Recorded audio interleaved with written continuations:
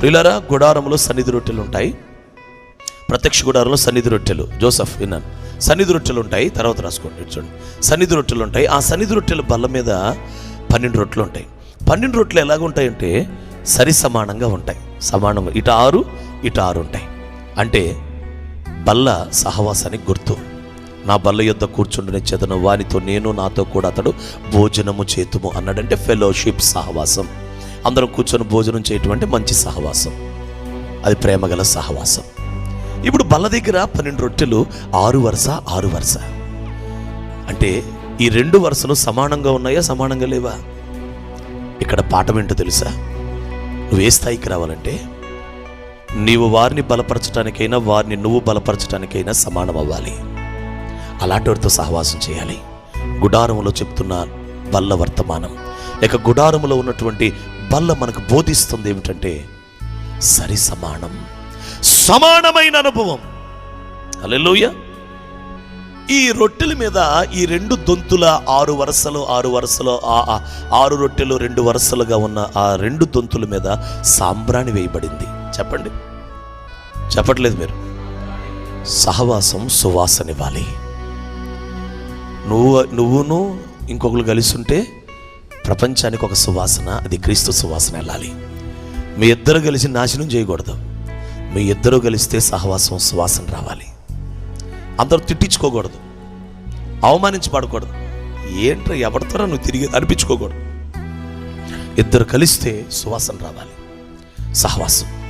తర్వాత ఈ 2 దొంతులు, ఈ 12 రొట్టెలు 2 వరుసలు 7 దినములు దేవుని సన్నిధిలో ఉండగలిగిన రొట్టెలవి. చెప్పండి, 7 దినములు దేవుని సన్నిధిలో ఉండగలిగిన రొట్టెలు. అనగా సహవాసం ఎవరితో చేయాలంటే దేవుని సన్నిధిలో ఉండేవారితో చేయాలి. Praise the lord. సహవాసం సన్నిధిలో ఉండాలి అంటే వాళ్ళు దేవుని సన్నిధిలో ఉండాలి, నువ్వు దేవుని సన్నిధిలో ఉండాలి. అంటే దేవుని సన్నిధిలో ఉండేవారై ఉండాలి. నెంబర్ 4, గుడారంలోని రొట్టెలు 7 రోజుల తర్వాత అవి యాజకులకు ఆహారమైనవి. చెప్పండి, యాజకులకు ఏమైనా?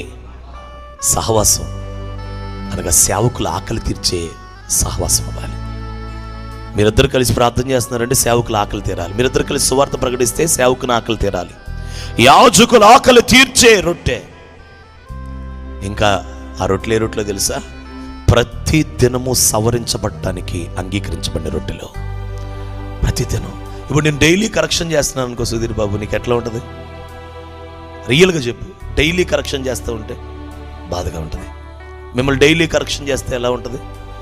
కానీ యాజకుడు అంట 7 రోజులు రొట్టెలు సవరిస్తాడు. అంటే ఈ రొట్టెలు ఇలా తిప్పటం, నెక్స్ట్ రోజు మళ్ళీ ఇలా తిప్పటం, వీటిని ఇటు పెట్టడం, వీటిని ఇటు పెట్టడం చేస్తే పాసి పట్టదు, వాసన కొట్టదు, పురుగు పట్టదు.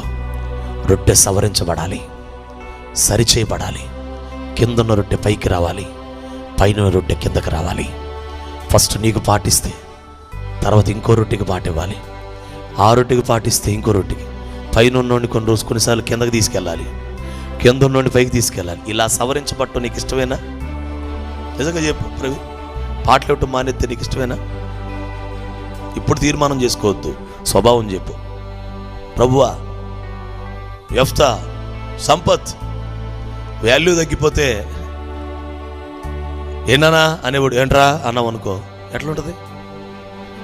సవరించుట. నేను దిద్దుబాటు నీకు ఇష్టమేనా? సవరించడం నీకు ఇష్టమేనా? ఓ తమ్ముడు అన్నాడు నన్ను ఏమనంటే, అన్నా నీకే అంత టార్చరు, నాకు ఎంత టార్చర్ ఉంటుందో అన్నాడు. పాపం టార్చర్ భరించలేనోడు. సవరించబట్టం ఇష్టం ఉండదు, సవరించబట్టం ఇష్టం ఉండదు, దిద్దుబాటు ఇష్టం ఉండదు. యాజకుడు రొట్టెల్ని అటు తిప్పటం ఇటు తిప్పటం, పైన రొట్టెలు కింద, కింద రొట్టెలు పైన. హల్లెలూయా. ప్రియమైన దేవుని బిడ్డలారా, ఈ రొట్టెలు సవరించబట్టాన్ని ఇష్టపడుతున్న రొట్టెలు. 4 మాటలు చెప్పాను. సమానంగా ఉన్న రొట్టెలు, సువాసనిచ్చే రొట్టెలు, సవరించబడే రొట్టెలు, ఆహారంగా మారిన రొట్టెలు.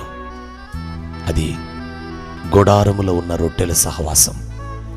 ఆ రొట్టెలు ఇశ్రాయేలు 12 గోత్రాలకి గుర్తు. దేవుడు వారిని ఆ రొట్టెలు చూసినప్పుడు ఇశ్రాయేలు నా దగ్గర ఉన్నాడు నా దగ్గరే ఉన్నారని ఆయన ఆశపడతాడు. ఇంకో మాట చెప్పాలంటే, ఆ రొట్టెలు ఒకప్పుడు గింజలు ఇప్పుడు మెత్తబడి పిండై కాల్చబడి ఆహారంగా మార్చబడ్డాయి. అంటే విరిగి నలిగిపోయినాయి, రుచి వచ్చేసినాయి జీవితంలో. గింజలు గింజలు కంటే కఠినత్వంగా ఉన్నాయి కాదు ఆ రొట్టెలు. ఇప్పుడు తిరగలిలో పిండైపోయినాయి, తిరగలిలో నలిగిపోయినాయి, పిండిగా మార్చబడిపోయినాయి, జల్లించబడిని, పిసకబడిని, వత్తబడిని, నూనె కలపబడిని, ఉప్పు కలపబడిని, రొట్టె చేయబడిని, అగ్ని చేత కాల్చబడిని. సంఘంలో దేవుని ఆత్మ చేత, దేవుని అభిషేకం చేత, వాక్యం చేత, కృప చేత, కన్నీళ్ల చేత, ప్రార్థన చేత అన్నిటితో సిద్ధపరచబడిన రొట్టెలేవి. నువ్వు ఎవరితో సహవాసం? ఎవరు మరొకరిని బలపరచగలరు? నిన్ను బలపరచగలిగిన వాళ్ళతోనే నువ్వుంది. నువ్వు వాళ్ళని తిరిగి బలపరచగలిగిన స్థాయికి వచ్చావా? వారు నిన్ను బలపరుస్తూ ఉండగా నీవు ఇంకొకళ్ళు బలపరిచేవాడు అయిపోవాలి. ఇంకొకళ్ళు బలపరుస్తూ బలపరుచుకునేవారు సహవాసం అవ్వాలి, పురి కొల్పుకునేవారు సహవాసం అవ్వాలి. Praise the lord. హల్లెలూయా.